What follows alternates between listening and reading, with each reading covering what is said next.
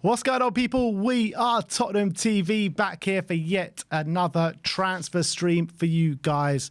And there is no better person to get on right now than the man that has all his fingerprints on every single transfer doing the rounds on the internet. And that is brilliant journalist, Ben Jacobs. Thank you so much for giving your time to us today, Ben. How are you doing? Welcome to the channel. Great to be here. Thanks a lot for having me. I think we're going to be in for a busy 5 weeks or so for Spurs. So I'm being kept busy.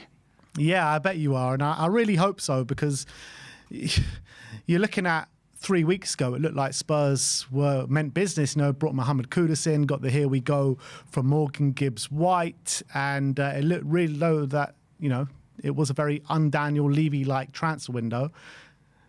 3 weeks have gone by. Morgan Gibbs-White is not coming to the club, has signed a new contract at Nottingham Forest. Now that's all happened, how are you looking? What's your outlook on Tottenham's transfer window so far?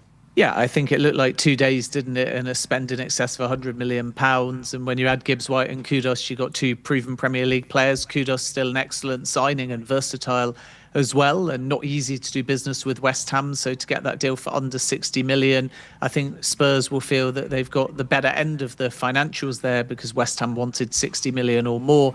Gibbs-White was more complicated. I get the impression now in hindsight that Nottingham Forest were using a threat of legal action, feeling that they were on quite solid grounding to buy themselves time. And then when Marianakis, the owner, and Gibbs-White met face-to-face, they were able to get him to sign a new deal. It's kind of what happened with Michael Olise when the year before he went to Bayern Munich, Chelsea thought they triggered a release clause. Crystal Palace said, you didn't go through the front door. We're the only ones that can tell you about that number. Chelsea backed off. Olise signed a new deal. He left a year later. So we might see a similar situation with Morgan Gibbs-White, although I don't actually think on his new deal there is a release clause this time around. So it does put a different complexion on Tottenham's window. But if you consider the fact that there's investment incoming, both sponsorship and potentially equity, there's Thomas Frank being new, they're having to revamp their recruitment team. All of this kind of adds a bit of time before you can really align on strategy. So right now it does look like other clubs are moving faster than Spurs, but I still sense that when the window shuts, 2 or 3 minimum will still come through the door. They obviously want another player in Gibbs-White's position. It's not unthinkable that they strengthen on the left-hand side, even though Maddison has arrived. Right side is possible of attack too. Midfield is going to be a big priority, and even another defender as well. So my expectation is that Tottenham are going to be busy, and judging it now probably feels a bit underwhelming. But by the beginning of September, I think there'll be a few more in the door that make the window feel exciting and Tottenham ready for Champions League football. Well, you're getting me excited, Ben, because I wasn't too excited yesterday. But now, after hearing potentially 2 or 3 more, that does get me very excited. But in terms of the amount of players who come in, you're saying 2 or 3, but that means that a lot of players need to go out the door, right? Yeah. Because Spurs are very oversubscribed for the UEFA numbers for the Champions League squad next season. Are you expecting, do you think Sonny will end up going out the door? Realistic possibility. What I can tell you is that as we broke on Gimme Sport, myself and colleague Tom Bogart, LAFC are confident and they are advancing in talks. Advancing doesn't quite mean advanced yet. And the difference is they're pushing for that deal with confidence, but we're not at final stages yet. And the situation with Son is really, he'll hold a conversation with Thomas Frank after he returns from South Korea. And he's as contractually obligated as you can be to play in that game as long as you're a Spurs player. And by that I mean there's nothing precluding them in theory selling him before then, but naturally it's in the interest of all parties to play that game, because if Son was to be injured, the amount of commercial revenue that Spurs get diminishes, and if he's not at the football club, it goes down even lower. So as a consequence, you lose out on a sum that I'm told is in the millions if Son does not feature in that game. So it's in the interest of Son and all parties to just go through pre-season. The extension was not just to protect his value, it was because Tottenham want to give Son the ability to stay an extra year and leave on a free, or alternatively to go now. So Son will kind of drive the terms of his own exit. So step one, playing the game in South Korea, August the 3rd, I believe, against Newcastle. Step 2, have a conversation with Thomas Frank and understand whether another left-sided attacker is going to arrive that may diminish his minutes. And then step number 3, try and conclude a deal if he chooses to leave. More likely, I'm told, with LAFC, but we can't totally discount Saudi Arabia. Yves Bissouma is drawing interest from Al Ahly in Saudi Arabia and clubs in Italy and Turkey. I think if they add more than one versatile attacker, particularly in that Morgan Gibbs-White type profile or position, then there could become a slight surprise possibility that James Maddison is even a player that they would listen to offers for without necessarily forcing him out of the door. João Paulinho is obviously on Tottenham's radar in terms of another incoming in the centre of the park too. So they're going to be busy. I think 6 is important, but of course Archie Gray may get pushed into that position. I was always told that when Brentford appeared to be signing Frank, and then Tottenham obviously came in after they had an agreement in principle and kind of hijacked that deal. Frank was at Brentford naturally at that time, and he felt that Archie Gray was a midfielder, whereas at Leeds United he was right back who could play centre back. So defining the role permanently and a bit more rigidly of Archie Gray is going to be important. But I can see Tottenham having a few outgoings, as you mentioned, bringing in a number 6, likely an 8/10. And then depending on if that 8-10 can go left along with Tell, or if it's an attacker on the left-hand side in addition to an 8-10, then Son will have that time towards the end of the window to establish how many minutes is he going to get under Thomas Frank, and that will inform whether he wants to go now or stay another year.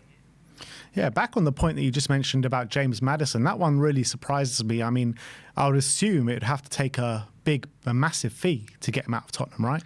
Yeah, I think so. I mean, James Maddison started when Ange Postecoglou arrived in blistering form, and he had this excellent relationship after the departure of Harry Kane, where Son was kind of leading the line for a bit, and Maddison and Son were the partnership, and he thought this is perfect. And there was that early stage kind of honeymoon period where Tottenham were not really missing the goals of Harry Kane. But what sort of happened last season was that Maddison was in and out. He lacked a bit of fitness at times and consistency even when he was fit. And I don't think it unthinkable that they would listen to offers at the right price. But naturally, it's not a case of trying to force him out this window to transfer list him. It's perhaps not their plan at the moment that he will leave, but there could be consideration given to offers at the right price, especially if a couple of replacements come in an attack-minded sense. And Tottenham have kind of pivoted a bit because, Kudus is there. Gibbs-White is a central but versatile player. They didn't get him, but they kind of show their hand. And by showing their hand, we now understand what kind of budget they're prepared to spend on that kind of profile and exactly where the type of figure they're looking for might slot in. But at the beginning of the window, it was very much about signing Tell permanently. That was never really in doubt. Maybe adding another left winger, maybe adding a right winger or a right-sided attacker. And this is kind of where names maybe like Johan Wisser, even though he can play everywhere, Tyler Dibbling, who's a right-sided attacker, they all kind of came in. But the difference with Frank is that he's happy to have quite fluid definitions of positions. So 6s have to become 8s, 8s have to become 10s, 10s have to be able to go and play left wing, right wing. So it may be that if they can find 2 central versatile attackers, they feel that they've got enough depth there. And obviously, if that's the case, and they are both more central players, then James Maddison's challenge is maybe breaking into the side and playing regularly. And that's where at the right fee, they might give a sale due consideration, even though, like I say, he's not exactly a player that's being transfer listed or forced out the door. Yeah, interesting. I mean, another player that might be a bit of a surprise is Rodrigo Bentancur, because like Bissouma, he's only got 1 year left in his deal. We heard at the back end of last season there were locked in contract talks, but nothing seems to have materialised on that front. Do you feel like Bentancur could also be one that could see the exit this summer? Yeah, another name I think that's one of those sort of 50-50s at the moment. Tottenham not necessarily progressing on the contract talks that you mentioned, and the preseason for him is going as normal. I think he missed, didn't he, a few days due to illness, but he's with the squad. First indication if a player is leaving and imminently is ultimately they're removed from the squad, or they're not in the friendlies that you're playing, or they don't travel when you go away. None of that's happening with Bentancur at the moment. So Bissouma is the one I'm told they're really working on to try and find a solution for. He's the more likely exit at this stage. Could both depart? Yes, we can't rule it out. But the exits that I think, in terms of senior first team players that Tottenham, when the window opened, were definitively planning for, were Richarlison and Yves Bissouma, and that remains my understanding now. Bentancur, possibility. Obviously, a lot of talk about Christian Romero because he said he wanted to play in La Liga, but Spurs want to keep, and Atleti got nowhere near the Tottenham valuation, and they've ended their pursuit now. So it looks like Romero's going to stay, and I think that was always two extremes, where if he stays when the window shuts, I think Tottenham will take steps to try and get him to sign a new deal, and in doing so protect his value. And then obviously you've got some other potential loans for non-permanent exits, such as Dane Scarlett. Mikey Moore's about to join Rangers, as long as that is subject to formalisation and a few final points. There was lots of interest in him from the Championship, including Birmingham City. Alfie Devine will go out on loan as well. So we are going to see a flurry of outgoings, but nothing imminent as far as Bentancur at the moment. In terms of the role that you're talking about into midfield, is 6 or a 10 or an 8, we've heard links to João Palhinha, like you mentioned. There has been kind of small links to Douglas Luiz, Kobbie Mainoo, and also João Gomez of Wolves. Have you heard anything on those fronts? Yeah, João Gomez is the one that they really like, but it's going to be a slow burner, and I'd be staggered if that is developing this summer, because I think it was only April when he signed a new deal at Wolves, and I'm not aware of a release clause or a pact as with Matheus Cunha, so really difficult to prize him away from Wolverhampton Wanderers, but the interest is real, might be one to revisit in another window. Then you have João Palhinha, which is probably the most realistic possibility, and Tottenham have already held talks on the player side, and by all accounts he'd be open to a move, so that one could develop in the coming weeks for sure. Kobbie Mainoo, plenty of teams, Chelsea, Aston Villa, Tottenham, Milan, all have looked at Mainoo, but my understanding with Mainoo, despite the noise, is that there's a lot of games and leverage going on, and there's a lot of clubs being mentioned to create competitive tension, as there was in January and even last summer. But the end game is still most likely to be Kobbie Mainoo staying at Manchester United and very possibly signing a new deal. So I'm not so sure that there's a high chance of success there. Douglas Luiz, though, is a market opportunity. The main consideration or challenge is just the wage. He wants to come back to the Premier League. Several clubs have been linked. Tottenham have been offered the player, so it was actually an initiation from the player side. And then maybe in the sort of latter part of January, there was also a situation where Tottenham, through consultant Fabio Paratici, had held some talks as well to understand what the player would desire, whether he would want to go mid-season in January or wait until this summer. And those conversations basically made the picture, as of now, very clear that he wasn't that happy there, that he wanted to leave, that he wanted a permanent exit, and ultimately it would more likely happen in the summer. And that's where we stand now. But wages are just a slight stumbling block here for a lot of clubs. So we can't discount Tottenham from the Douglas Luiz race, but at the moment I think João Palhinha feels like a more advanced saga. In terms of a name that is doing the rounds that I myself find quite hard to believe that he would ever join Spurs or he could ever come in this direction, but the name that's been doing the rounds in the press is Rodrigo from Real Madrid. Is there anything that you can tell me on him? Yeah, I don't think there's too much in this one, to be perfectly honest with you. So Rodrigo's situation is that he'll have a meeting with Xabi Alonso and Real Madrid, either, I'm told, this weekend or in the first few days of next week. And that's when the player will clarify his future. So the meeting hasn't happened with Real Madrid. And even though there's a fair few people with non-exclusive mandates to pitch Rodrigo, which is why I think we're hearing a lot of clubs and a lot of noise, the player hasn't held any direct talks with anybody yet. And there's no guarantee that he chooses to leave Real Madrid. But if he says he wants out, Real will sanction that exit, potentially as high as 90 million euros. But I've actually heard in the last few days that the price could drop somewhat, because Real actually, if the player says he doesn't want to stay, are prepared to do a deal a little bit cheaper. And it might be the only way, because a lot of these clubs that have explored the Rodrigo deal realize it's very expensive on the agent and on the player side. So we heard Chelsea are in the race, but all they did was consider and appreciate him. Then we heard Liverpool are leading the race, but they've never held a meaningful conversation yet about Rodrigo. Then we heard Arsenal, and again, they appreciate the player, but they realise it's costly. And finally, it's Spurs. And usually, as with Hugo Ekitike to Liverpool, when these transfers jump from club to club to club to club, it's never normally the buyer and the seller. It's usually agents trying to win a mandate, trying to force the issue. That's how they get paid. That's how they do the deal. And when you get non-exclusive mandates, you get a lot of intermediaries and agents fighting to try and bring options and suitors to the table, which is the whole point. So when Rodrigo makes up his mind, he'll understand who actually wants him and who doesn't. But the only conversation that's taken place between the Rodrigo camp and somebody connected to Tottenham is via, again, Fabio Paratici, not Daniel Levy, nobody at the moment that is a full-time staff member. And Rodrigo is neither open to Tottenham nor Tottenham open to the finances involved to sign Rodrigo. So I don't see this one developing. Player may prove to be open to the Premier League. We'll have to wait and see, but a lot has to change. First of all, he has to decide, does he want to leave Real Madrid? Second of all, he has to understand from Xabi Alonso, is he going to get opportunities on the left, which may inform his decision, because Vinny Jr. and Kylian Mbappe are there. So he's been a right-sided winger predominantly at Real Madrid.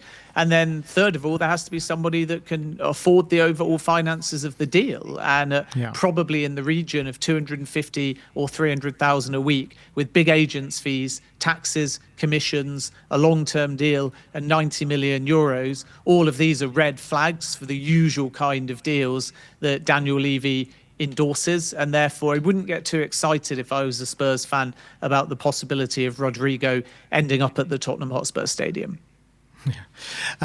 Two other names that Spurs fans have been desperate to see through the door back into the midfield situation is Carlos Baleba and Adam Wharton. There has been kind of small links between Adam Wharton and Spurs around, I don't know, 3 4 weeks ago. Have you heard anything on those situations? Baleba's a player that is appreciated by Tottenham. They've not made any kind of approach. Could be a little bit difficult to prize away from Brighton as well. So we'll have to wait and see if anything develops there. But I think at the moment, Brighton are going to fight quite hard to try and keep Baleba. There's been some interest from Manchester United and also from Leverkusen in the player too.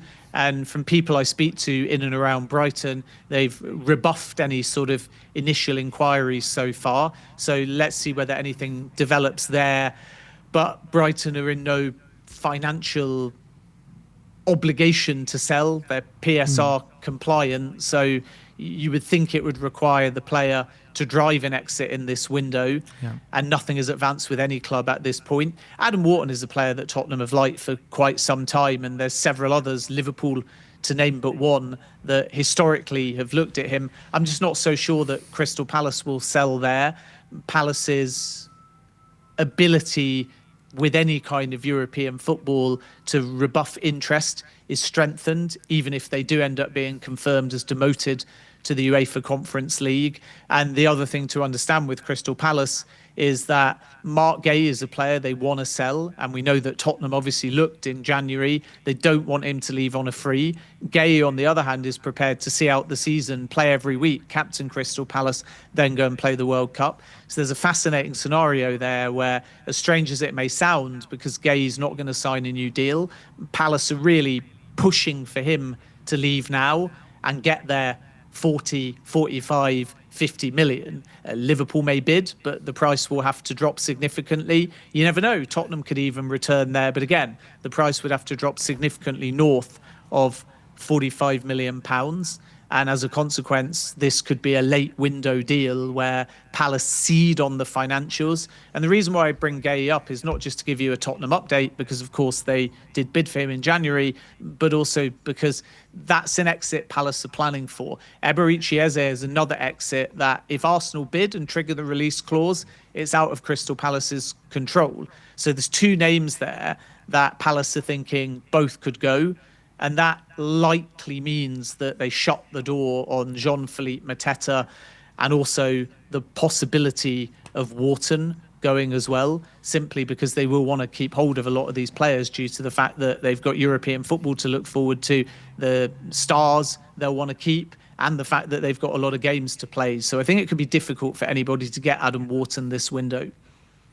In terms of the forward line, with Sonny potentially leaving, it surely means someone big has to come in that area of the pitch. And is there any names that you've been hearing? I know, I think it was you that spoke about Rafael Leao a week or two ago. Is there any movement on that or any other names? Yeah, they like Rafael Leao. Different sort of profiles for Son is the challenge here, because if Richarlison and Son leave, then does Dominic Solanke need some support? And then you bring in a more traditional number 9, maybe, because you've got Tell on the left-hand side. Had they got Gibbs-White and you add Kudos and you got Maddison, if you want to play more than one of those players together, then there is the ability for them to float out into wide areas. So I think key to this domino effect is going to be, does Son say he wants to leave now?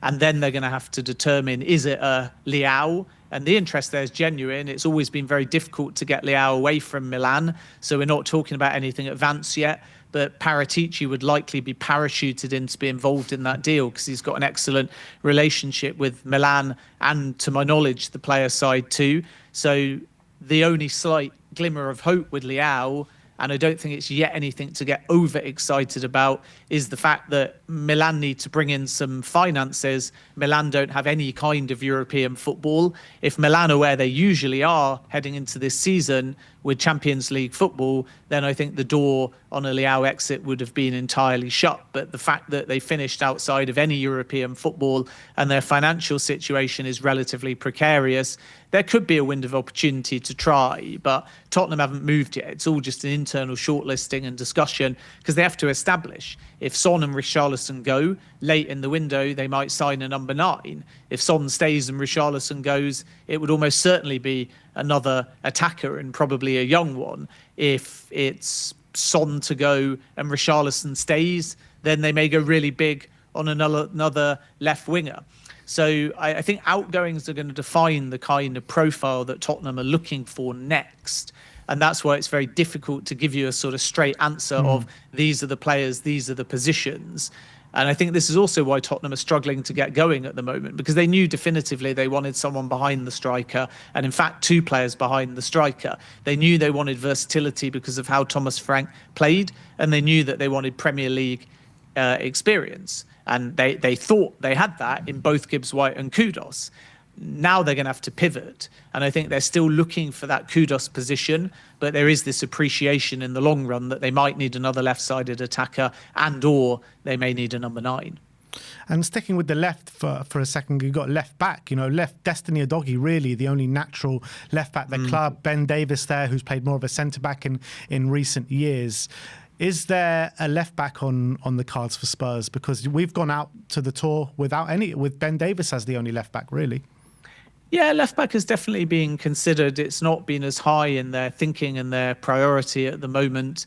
But you're absolutely right in what you say, that a little bit of cover could be welcome on that side. It'll be interesting to see who's sort of available in that mould, because, for example, in January, they were offered the possibility for Renato Vega at Chelsea, and the player himself was sort of adamant, no, not going to go and be left back, not going to go and be versatile, not going to go and be the young backup to anybody, only going to move if there's a scenario where I can play centre back, because that's what he thinks is his international position for Portugal. And obviously Renato Veiga went on loan to Juventus. Now Vega's available again, but he doesn't want to be that I can play anywhere across the back line or defensive midfield. He wants to be a defined centre-back, and I'm not aware of Tottenham reigniting their interest.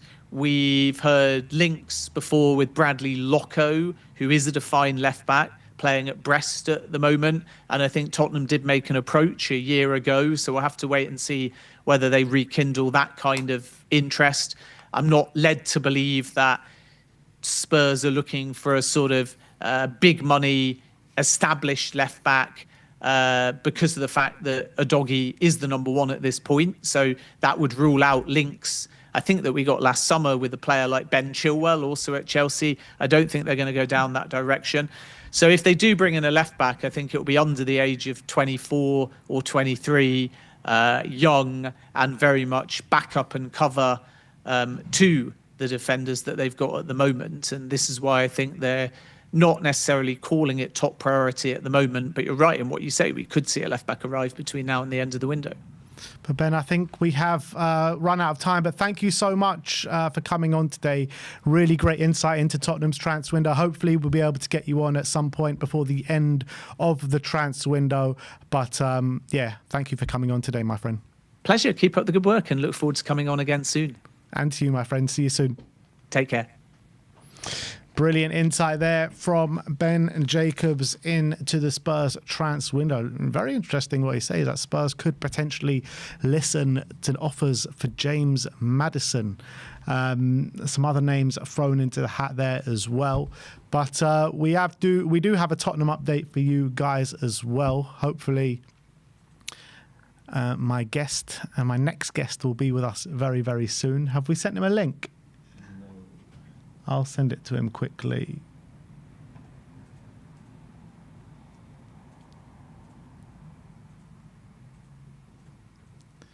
Just bear with us, guys, as guest number 2 will be arriving with you in the coming seconds. But yeah, open training done and dusted today out in Hong Kong. Sim being there. There was one clip that he sent out. It looked like Kinski was playing keep ball with the squad, and he looked like a bloody outfield player there. He's so good with the ball at his feet there, Antonin Kinski. And the press conference done and dusted today. Expressions, my good friend Expressions saying... asking questions in the press conference, asking if Thomas Frank loves the name Thomas the Frank Engine. I thought that was brilliant. And Van de Vengeance as well. I thought Expressions was absolute top tier in the press conference. And yeah, go check out the press conference, guys. It is live on the channel as we speak. We will be having a open training vlog straight from Hong Kong on the channel very, very shortly. But without further ado, in his bright yellow top, let's bring on Mr. Daigle. Yes, Brian. Hey, how you doing, mate? Good morning, brother, and thank you for giving a description of my clothing before coming on. That's a new one you've done. Yeah, it's nice. I like it. That's why. It's all good. It's all good. How are you and everyone in the chat? Yeah, not bad, mate. Not bad. How things your end, mate? As you and I just say, just another day in paradise. At the something show that is Tottenham Hotspur. But apart from that, all is good. That's good to hear, my brother. So let's get cracking on this Tottenham update. Only 3 topics to speak about. And the first one is going to be our favourite Brazilian, Rodrigo. We heard yesterday that Rodrigo is open to the move. Spurs are pushing for Rodrigo. A journalist called Edu Burgos says that Tottenham are going to go all in for Rodrigo. Their plan is to pay... Listen, get this one. Their plan is to either pay the 90 million transfer fee or meet the player's wage demands, which is over 10 million net per year, but not both. I mean, who does this? So that basically what they're saying is we're going to go all in, but we're not going to go all in. We're just going to go half-assed. We're going to do a 50-50 as a student who wants to be a millionaire. So either we can pay the transfer fee or we can pay the wages. We can't pay both. This is a new way of transfer activity. It's like, which one? This hand, you pick this. You go like that, isn't it? You don't really go like to kids, like pick a hand. That's what we're going to do. We're going to go to Real Madrid or Rodrigo. Which one is it? I've never heard such a nonsense report than that in my life. Yeah. But look, I've got a couple more on Rodrigo. And Sam C says that as of today, there is no truth in the Rodrigo links to Tottenham. Santi Auna says that Rodrigo has no interest in joining Tottenham despite reports.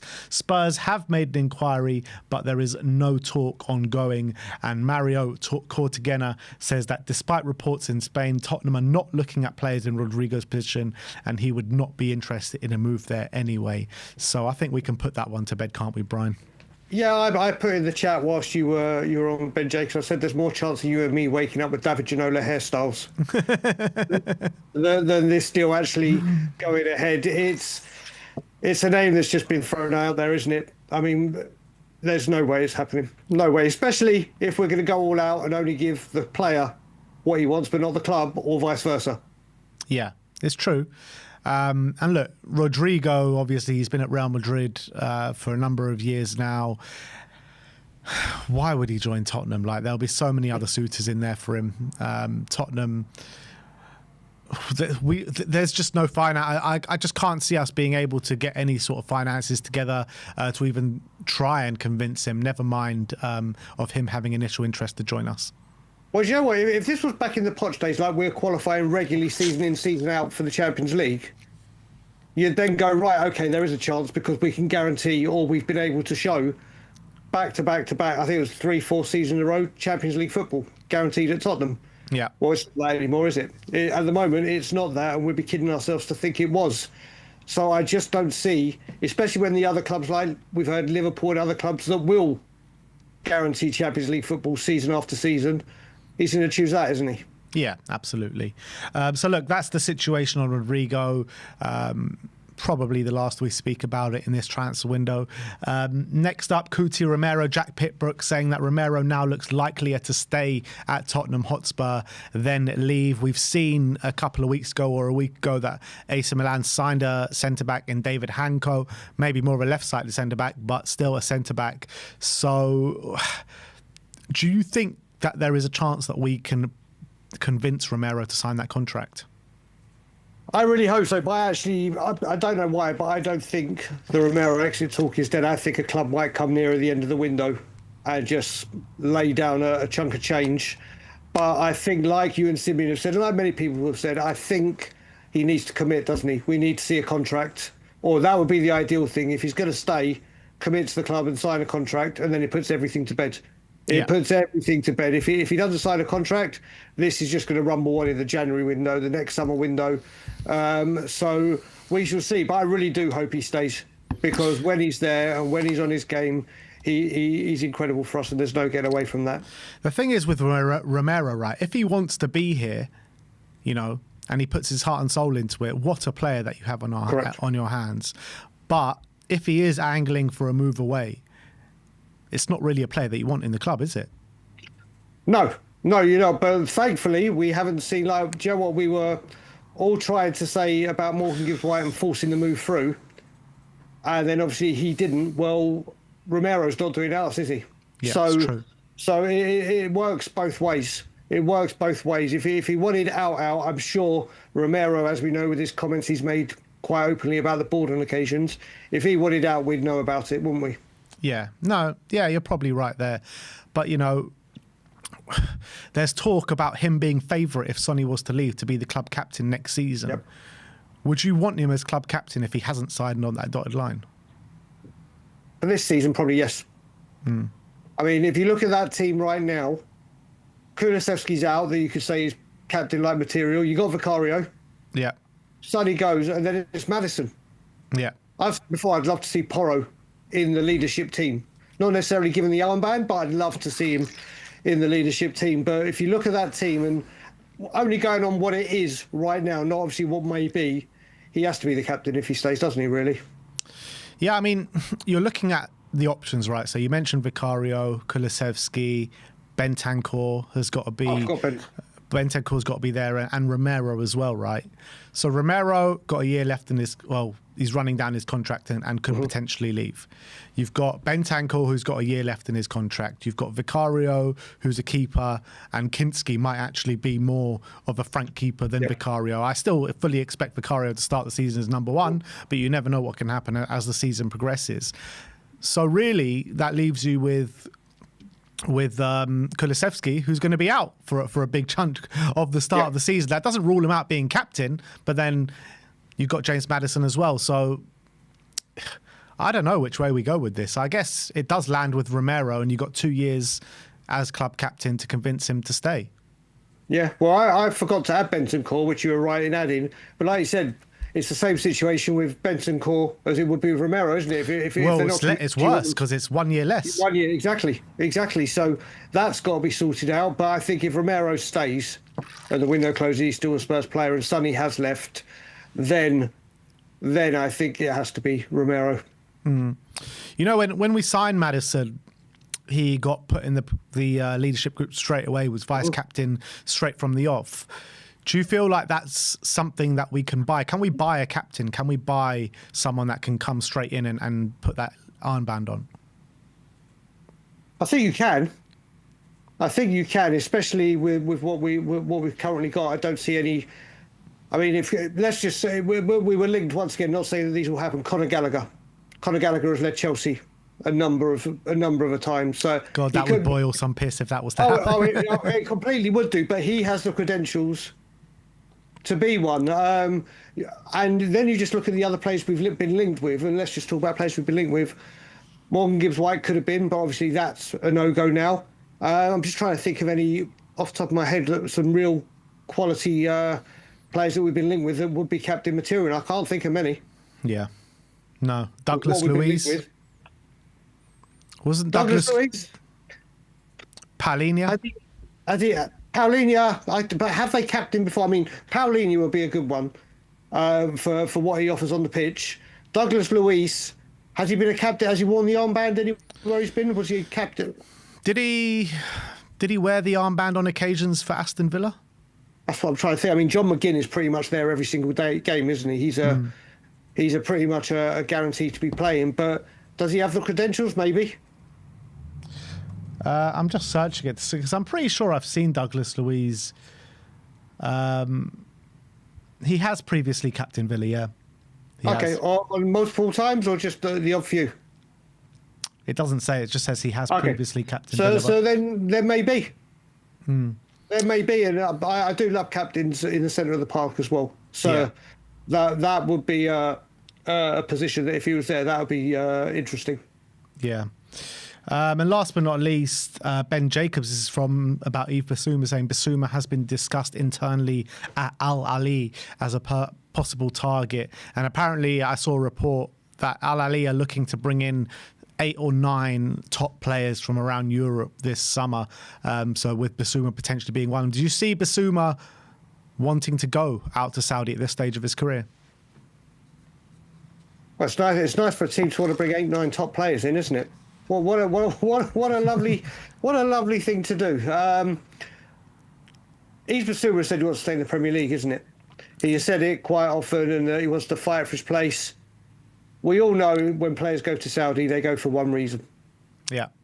And if someone presents Bissouma, or any player, not just Bissouma, anyone with a huge payday, they're going to look at it seriously, aren't they? They may turn it down eventually because they don't want to go because of the standard of the league, but money talks. Yeah. Do you think that is one that is going to end up happening? Because you look at maybe the suitors that Bissouma has from, there has been links to Italy this summer, like the likes of Juventus, but you'd really think that the money Spurs are going to want is more likely to come from Saudi, isn't it? You would do. But also, Bissouma is one, like when we've been mentioning, and I'm just going to throw some names out, like Wharton. Yeah. Like, he's the perfect player to use in a player exchange. Whether he agrees to go to Team A or B, whoever we're talking about in a player exchange, but there's lots of people that are looking for midfielders or holding or whatever, and Bissouma would suit a lot of teams. Yeah. Is there the possibility? Could you use him as a make weight? That's the other thing. Could we use it and say, right, let's just say, for example, it was Wharton and we did actually put an official bid in. If you're like, okay, we're going to take Wharton for XYZ, but we're going to give you Bissouma in that deal to reduce some of the price. Can that be done? Not saying it will be done, but there's something that could be done there to bring the value down, isn't it? Or the bid. Yeah, I mean, when you're thinking about Fabio Paratici coming back into the frame, I mean, it's something that he would definitely... It's a trick that he would definitely have up his sleeve with creative deals that he likes to do. But look, again, we're just going to have to wait and see how it progresses. I mean, I don't know if you heard all the discussion with Ben Jacobs before, but he seems quite confident that Spurs are still going to get 2 or 3 players from now until the end of the window. And yeah, that's pretty much what we were saying yesterday. I was saying 2, you were saying 3, and now he's saying 2 to 3. So let's just hope that Spurs can get some deals over the line now, because it's just getting a bit too quiet for my liking. Yeah, and I'm sure we will get 2 to 3 done. The question is the quality of the player, isn't it? That's the huge question. And obviously, hearing the news of Destiny's injury, and obviously he said Thomas Frank said it was a knee injury, so we don't know the extent of that. Has that now made that left back position a position that we have that becomes a priority? May not have been something we addressed a little bit later in the window or once another couple of players come in, but has that now, when we find out the extent of that injury, made the left back a more important target? I wouldn't be surprised if Spurs just going for Dennis Serkin now. Like, you know, academy graduate, ticks that box, left back that's been doing well the past couple of seasons for Sunderland. So, I mean, I've got no information, but in my mind, that seems like the most likely candidate. You would say so because of the cost and whatever, but if Spurs were going to be serious, I would hope they would say, right, if this is all if he was out for an extended time, right, Anthony Robinson. We obviously, if he'd come with Destiny fit, it would have been a tug of war, not guaranteed first team football. But if it is an injury that's months rather than weeks, I know it doesn't help the homegrown or club trained side of things, but surely we'd need a quality left back in his position rather than a make weight.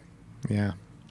So look, that is your Tottenham update for today. Obviously, the training has been going on in Hong Kong, and a certain sign was held up in the crowd. I don't know if you saw it, Brian.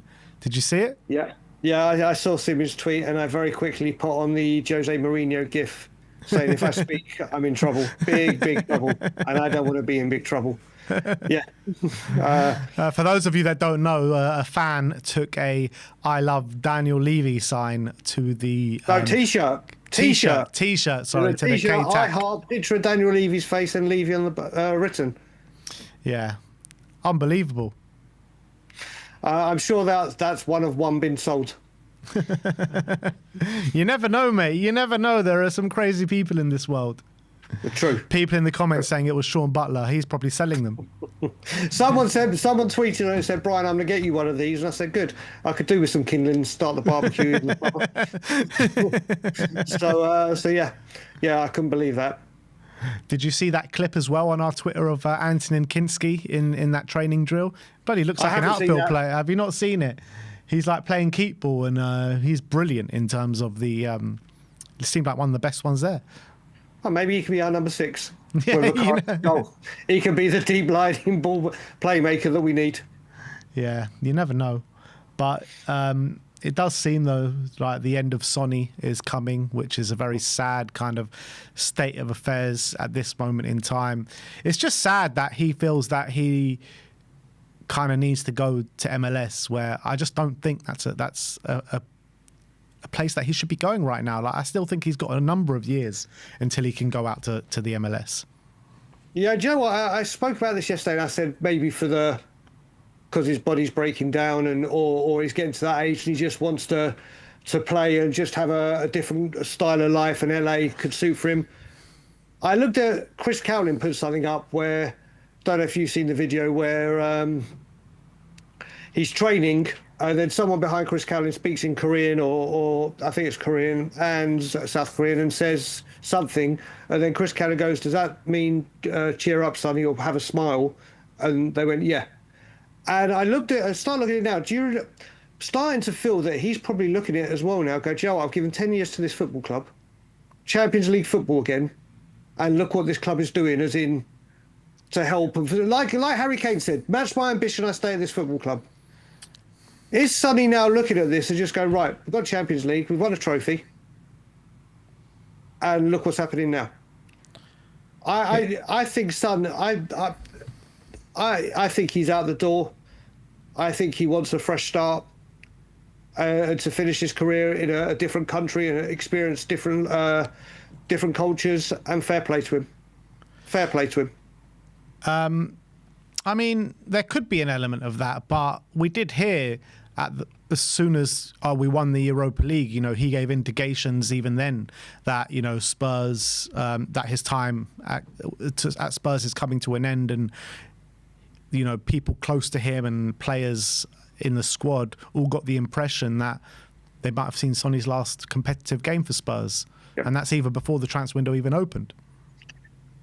Yeah, well, maybe obviously inside and being the captain, he knew a lot more down the line than anyone else did. Maybe. But it's just ending very, very sadly. It's ending very, very sadly. At least it's ending with a bloody trophy. You know what I mean? Like it could be one of the best endings of any Spurs player. 100%. He's an absolute legend of this football club. The biggest legend in our modern history. Yeah. Bar none. Quite plain and simple. Trophy under the belt, 10 years loyalty, everything he's given for this football club. Whether you think he's past it, whether you think he's got another season in him or not, this man goes down as the biggest legend in the club's recent history. He has given everything to this football club. Yeah. I haven't seen any reports or any pictures, but there's been suggestions that Donna Cullen is out in Hong Kong. Is this true? Yes, and apparently everyone's going nuts, but apparently it's I don't understand this. It's a 3 to 6 month staged handover. So what we're saying is that when we were all having parties of her and the resignation and her leaving, she's still been in and around the club ever since. I don't know in what capacity, but yeah, she's. I remember when I was a manager of booking, and I was going, or anyone who's a manager, you're going on a holiday or you're leaving, you have to do these handovers and say, this is what's done, this is where the state of everything is, or how this operates. I get that, but if it's for Vinay, I think Vinay knows what he's doing.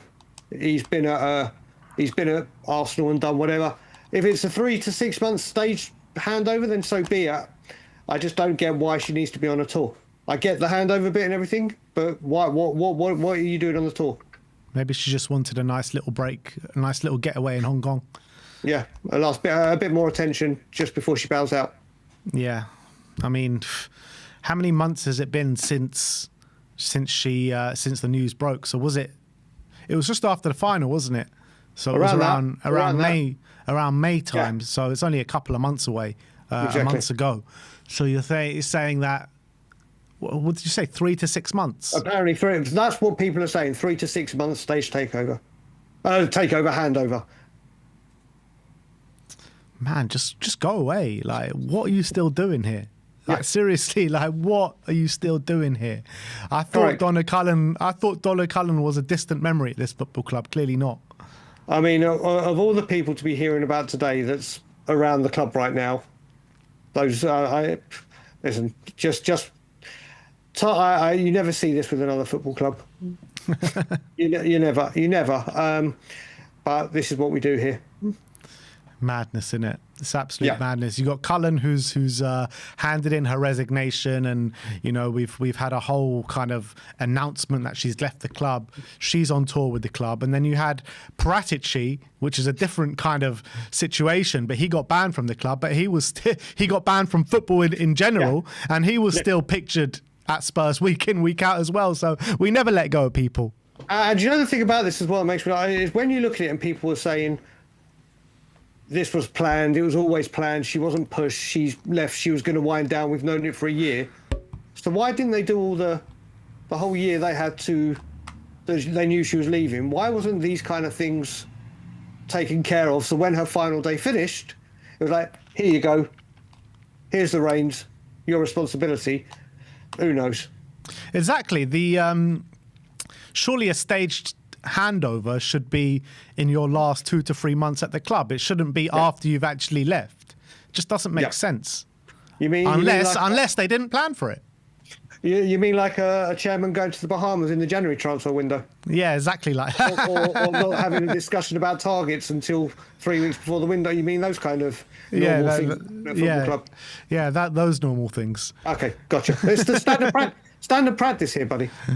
Oh my God, the life of Tottenham Hotspur, unbelievable. So I mean, trying to see if there's any other kind of news breaking. There's also a clip doing the rounds from open training where Jed Spence just absolutely takes out Pedro Porro. I don't know if you've seen it. No. So the clip, so haters put it out and they said Jed Spence taking no prisoners in Tottenham's pre-season, Porro on the receiving end. And I'm thinking like, no wonder we get so many bloody injuries in training if this is how they're going in on each other.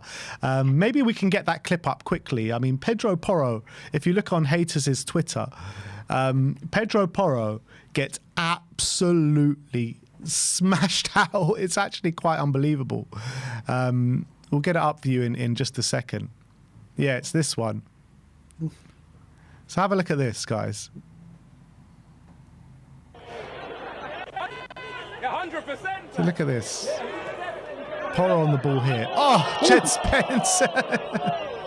Mate, that also looks like it's been sped. You know, like when it looks like a camera's been sped up. Yeah. He comes flying in like a Formula One car. What is he doing? It's like Destiny Doggy's already down. We don't need 2 fullbacks out injured for the start of the season. Like, Jed, you're going to start a left back now for a bit. You've got some game time. You don't need to be doing this stuff. That is the speed of that. The speed of that challenge. Jed Spence is like, that right back position's mine, mate. You get lost. I don't want to be left back. I'm a right back. Here you go. We got Ben Davies a left back. I want right back. My God. That was a brutal challenge. Yeah.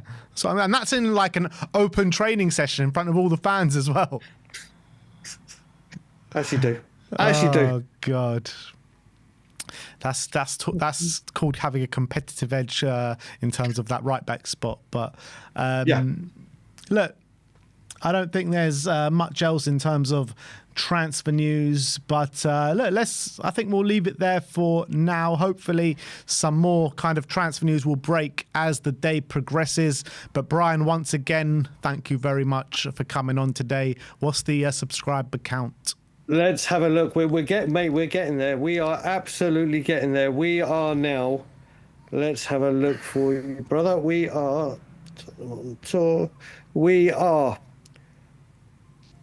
about 160 away. 160? 160 away from 10K. Come on, guys. We've got 1,400 people in the live chat right now. There is surely 160 people here that have not subscribed to Tottenham on Tour that we can get to 10K right here, right now on stream. Surely. You never know. You never know. It'd be fantastic if we could. Hopefully we'll get there this week. Hopefully we will get there this week. And thank you to all the new subscribers that have joined and the current subscribers that have always been with us or joined us on our journey. We really appreciate it. We're looking to break that 10K. We've got lots of plans in store. So if we could hit that 10K, it would be a mammoth milestone for us. So we've just pinned the link to the channel on the comment section. Just go and subscribe, guys, right now. That's all you need. Subscribe to Tottenham on Tour. Let's get to 10K while we're still on live stream right now. That would be insanely good. Come on, guys. 150 away. I don't know if you can see Ben Kaufman in the chat or he's put the exact number in. I don't know if he has. He's got a lot going on today. He's not here. Ben Kaufman ain't in the live chat, not that I can see right now. But I can see Danny Kiriakou, that flip-flop. Oh, he's in the chat, is he? Danny Kiriakou's here. He says, don't end the stream until 10K is hit. There you go. That sounds like a good plan. Well, we've already gone up. We're down to 150. So 140 now, I think. Let's have a look. Yep, 140. So there's 20. Mate, do you know what? These are the roles reversed. When I look at it, this was me when I was trying to get you to 100K. And that's you trying to get us to 10, which is great support. Come on, guys. That's why they call us the brothers. Yep, You know what I mean? Right. Damn I right. scratch you, but your back, you'll scratch my back. We're going to get Daigle to 10K, people. Get him to 10K. Always. Who has not subscribed that is in the live chat right now? Then surely many of you. There's 1,300 people in here with us. Come on, guys. It would be absolutely incredible. Do you know what? We're trying to do it to see if we can do it before Spurs sign someone. And I think we've got every single chance of doing it. Well, unless Spurs are going to sign someone in the next 10 minutes, surely. You never know. News will break. We've signed the Lithuanian Mbappe. I'll take it at this moment in time. Come on. That's another one down. We're on 9,087. So getting closer, creeping closer and closer. We're getting there, boys. Thank you very much, people. Whoever has been subscribing, thank you and welcome to the family. Yep, we're at 100. Danny Kiriakou says, Ben, I'll scratch you and you scratch my back and I'll smash you at paddle again if it wasn't for Amir's flakiness. Danny, you haven't smashed me at paddle in a long time, my friend. There's paddle beef going on here. Yeah. Danny, yeah. I can bring up the scores if you really want, Danny. I've got them all written down, my friend. But you're going to use the line like it's pre-season, like it doesn't matter. It's when the real season starts that kicks off where it matters. Sunday night. All right, Danny says stop lying to myself. Let's go on to the Playtomic app and let's read out these scores then.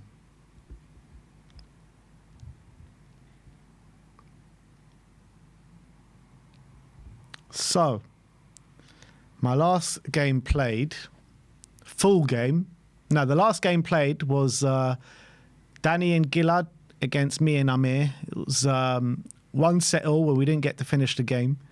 The game before that was me and Gilad against Danny and Amir. 6-2 to me, 7-5 to me. That's a Danny loss.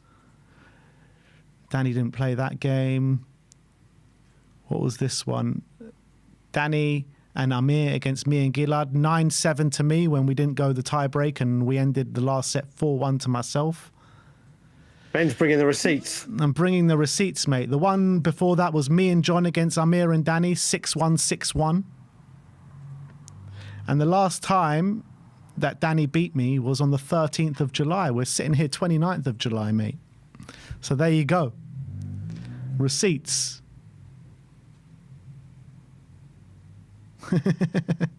Danny's saying, Ben, do you realise it's a team sport, mate? So stop putting your teammate under the bus.